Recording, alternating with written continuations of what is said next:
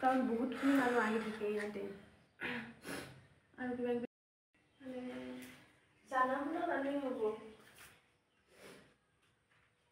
অৰ্নামেণ্টছখিনি গোটেইখিনি লৈ গৈছে আৰু আপোনাৰ কেছ আছিলে আলমাৰী ঠিকি সেইবোৰ লৈ গৈছে আৰু ক'ত গৈছিল কেনেকৈ কেইটামানৰ ঘটনা মানে আমি ৰাসত গৈছিলোঁ আৰু আপোনাৰ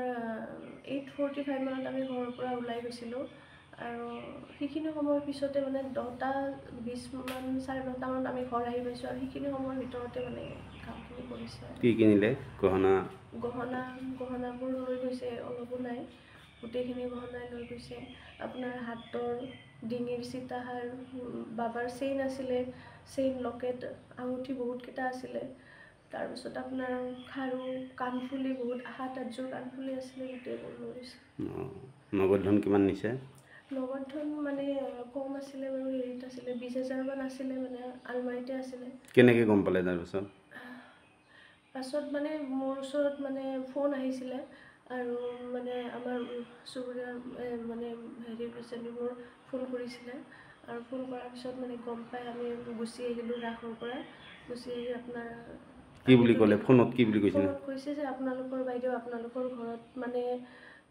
হেৰি হৈ আছে মানে আপুনি লাইটবোৰ বাহিৰৰ দি গৈছিল নে তেতিয়া মই ক'লোঁ যে বাহিৰৰ লাইটবোৰ মই দি গৈছিলোঁ আৰু আপোনালোকৰ ভিতৰতো মানে লাইটবোৰ অফ অন কৰি আছে মানে অলপ সময় মানে অন কৰি ৰাখে আকৌ অফ কৰি ৰাখে আৰু সিহঁতে মানে বাহিৰত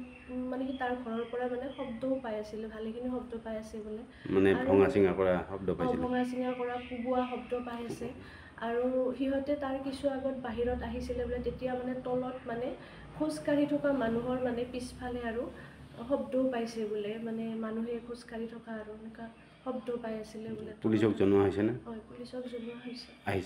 আহিছিলে ছাৰ অফিচাৰ ছাৰৰ লগত মানে পুলিচৰ হেৰি কিবা অনুমান কৰেনে ইয়াত কোন জড়িত থাকিব পাৰে অনুমান হিচাপততো আমাৰ এতিয়া লগা নাই মানে আমাৰ মনত অহা নাই কাৰণ মানে এইটো আমাৰ যিহেতু নতুনকৈ আনুমানিক কিমানমান বহুতখিনি মানুহ ইয়াতে কামৰ কাৰণে আহিও থাকে মানে ধৰক মানে ঘৰুৱা কিছুমান কাম সকলো মিলাই কিমানমান পৰিমাণৰ টকা পইচা লৈ গ'ল মানে সম্পত্তি লৈ গ'ল 20 লাখ মানৰ ওপৰতে গৈছে মানে কাৰণ 20 পৰা 25 লাখৰ ভিতৰত মানে গুচি গৈছে কাৰণ এতিয়াতো আৰু সোণৰ মূল্যটো বহুত বেছি হয়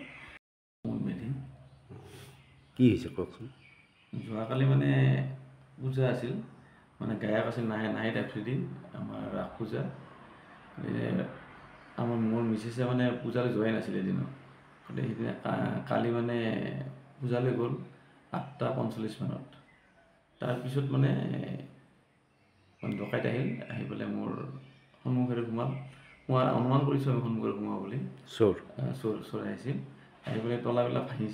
ভাঙি আমাৰ মাষ্টাৰ বেডৰুমৰ তলাটো ভাঙিছে ভাঙি গড্ৰেজ লকাৰ চকা গোটেই ভাঙি গোটেই কাপোৰ ওলাই পেলাই